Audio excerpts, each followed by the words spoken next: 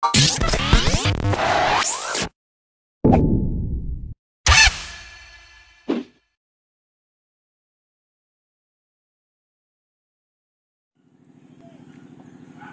araw po sa lahat at welcome back po ulit sa aking channel. At sa video po natin ngayon na isi-share ko sa inyo yung aking ginagawang project na related pa rin naman po sa paggagawa ng incubator, dahil ito po ay isang panel box or control panel na i-install sa isang malaking balutan. So kung makikita nyo, malaki ang pagkakaiba dun sa common na ginagawa ko na panel box, kasi ito pong panel box na to meron siyang circuit breaker, dalawa. Itong nasa kanan para sa heater, itong nasa kaliwa para po sa circulating fan. Pares po yung 20 amperes. Tapos itong nasa gitna natin, ito yung kanyang contactor. So ito yung mag-on at saka mag-off sa ating heater. So yung ating fan, inirekta ko na po yan. Hindi ko na po pinadaan yan dito sa ating contactor. Tapos ang mag-automatic on-off dyan ay ang ating thermostat. Ang ginamit ko po dito ay STC 1000. Tapos may indicator light na rin po, red saka yellow. Yung red para sa heater, yung yellow para sa circulating fan natin. Dun sa wiring naman po ng thermostat, hindi naman po kayo maliligaw. So pag bumili po kayo ng STC 1000, may makikita naman po kayo dito na diagram. Yung 1 and 2 power supply, yung 3, 4 sa sensor, tapos 5 and 6 sa ating heating. Dun sa cooling ay 7 and 8. Kaya kung makikita nyo, may wire na ako dito. Tapos may jumper ako na simula 2 pupunta sa 5. Tapos itong isang number 6 na to, ito yung papasok sa A1 ng ating contactor. Doon naman tayo sa contactor. Ano ba yung mechanism ng contactor? So sa contactor merong tatlong terminal yan. Doon sa A1 at A2, kapag nilagyan mo siya ng supply galing sa 220, mai-energize yung contactor, magkakaroon ng magnet sa loob. So itong nasa gitnang to, lulubog to. Tapos yung line 1 saka line 1 terminal 1, magkakaroon siya ng contact point. So ganun po ang mechanism ng contactor.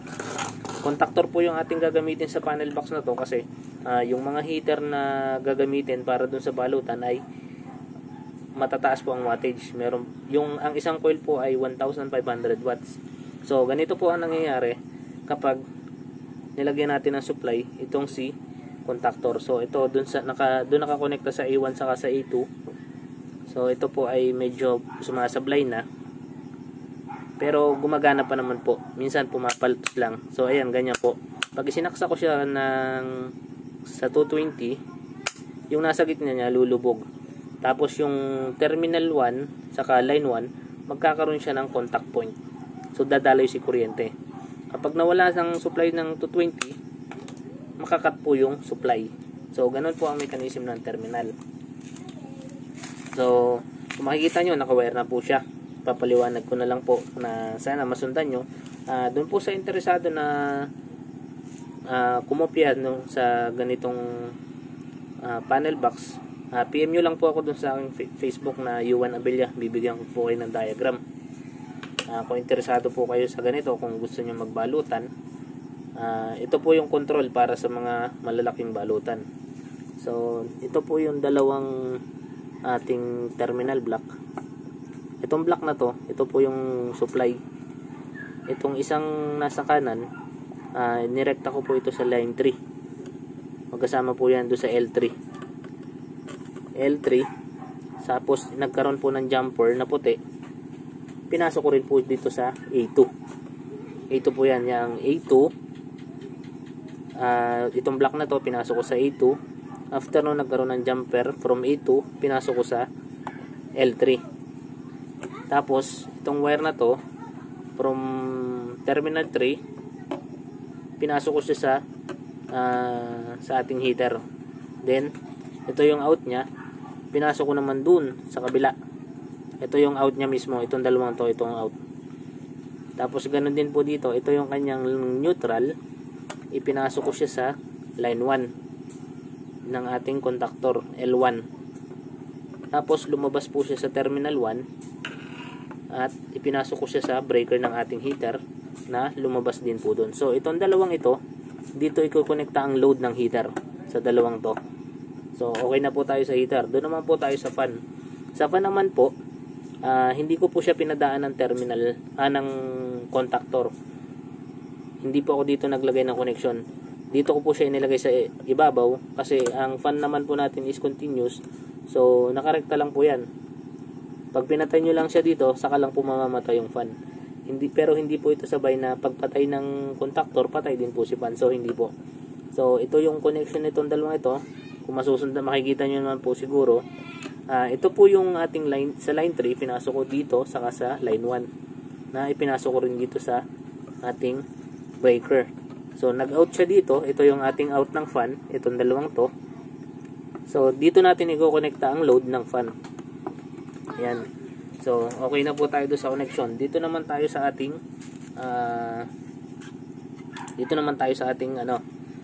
ating thermostat. So, itong dalawa, 220 volts po itong ating indicator light. Kukonekta lang natin to dito. Tapos itong dilaw, kukonekta rin lang natin to dito sa kabila.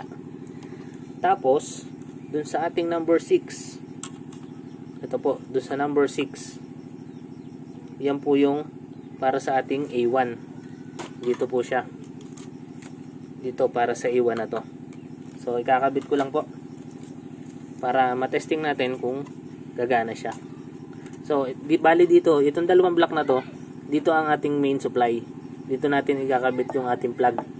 Or basta ito yung ating main supply. Dito natin kakabit sa dalawang to. Itong dalawang to ang ating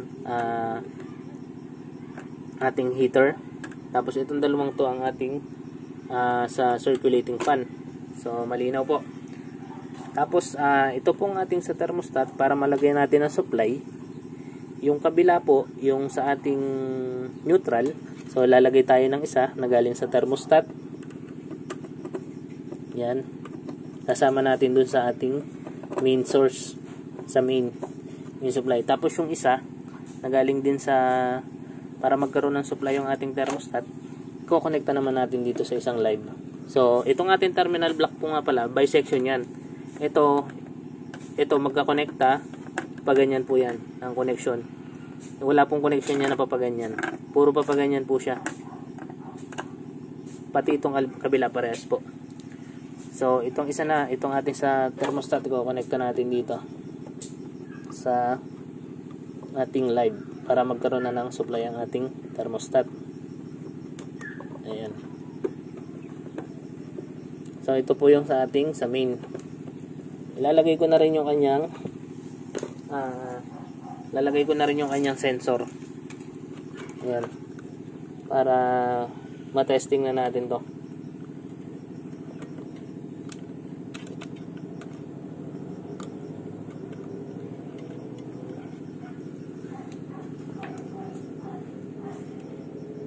Ayan, nakalagay na rin po yung ating sensor. Ayan, sensor po nakalagay na. Tapos kakabit na lang po natin ang ating ito yung galing sa number 6. Ikakabit ko to sa A1. So dun po sa mga interesado sa ganitong control panel, i-PM nyo lang ako, bibigyan ko po kayo ng diagram. Tapos itong ating dalawa, ito po yung indicator light para sa ating heater. Connecta lang natin dito sa breaker. Tapos higpitan natin. Ayan. Tapos ganoon din po sa kabila. Para naman po sa ating fan. Connecta lang natin. So naka-ready na po yan para madali. Indicator light lang po ito. Pero 220 volts din naman po. So ayan, meron na po tayong kompletong supply. May supply na si thermostat. Tapos yan na rin po yung automatic na on-off sa ating contactor. So lalagyan ko lang to ng screw at ating testingin na po kung gagana. So na-testing ko na naman to kanina. Napagana ko na po. Papakita ko lang sa inyo. Yan, screw ko lang. So ganito po yung magiging setup niya. Bali malaking balutan po yung paglalagyan nito. Baka kumarga po siya ng 20,000 eggs na balot. Tapos ang gagamitin po dito ay 9 coils na 1,500 watts at saka yung 8 inches na fan na Elco fan. So ayan, ganyan po yung kanyang magiging itsura. Lalagyan ko lang po muna ng supply. So dun sa atin sa kanina na main power, dito sa ating, ayan, tataas ko lang. Ito yung ating main. So dito natin i-connecta yung ating, lalagyan ko lang muna siya ng plug.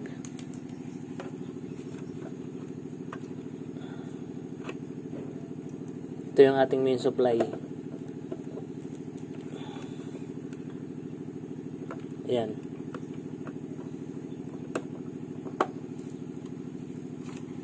Yan, meron na siyang supply. Tapos itong dalawang to, yan, yan dalawang pink dito. Dito natin ilalagay ang load ng heater. Tapos ito ang load ng fan, itong dalawang to. So wala muna akong ilo-load ngayon. Tatry ko lang muna kung gagana yung ating circuit. So saksa ko lang siya sa 220. Tapos ito yung ating sensor. Tapos sasaksa ko ang aking solder para meron akong heat source. Tapos ilalapat ko siya dito para makita natin kung mag-automatic on at mag-automatic off. Yan, nabuhay na yung ating panel box, nabuhay na yung ating thermostat. So mababa yung temperature kaya naka-energize siya. Naiset ko na to ng 37.6. So kaya buhay siya. Mamamatay siya ng 37.6. Tapos i-on lang natin to.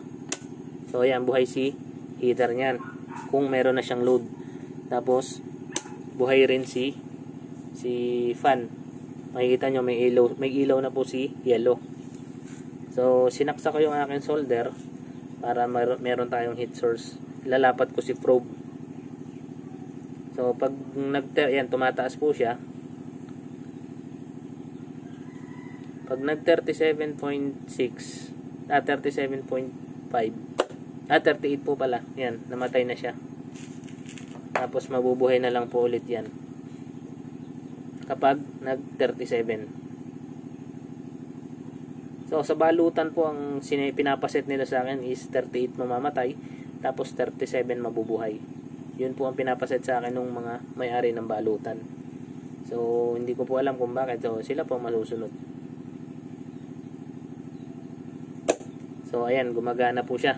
So ganyan po ang panel box para sa malalaking balutan. So sana may natutunan po kayo at salamat po sa nakaka-appreciate ng aking mga video. At basta doon po sa gusto, sa interesado na humingi ng diagram, PM nyo lang po ko sa aking Facebook, Yuan Abella. Maraming salamat po sa inyong pagsuporta sa aking channel. At God bless po. Ingat po tayong lahat.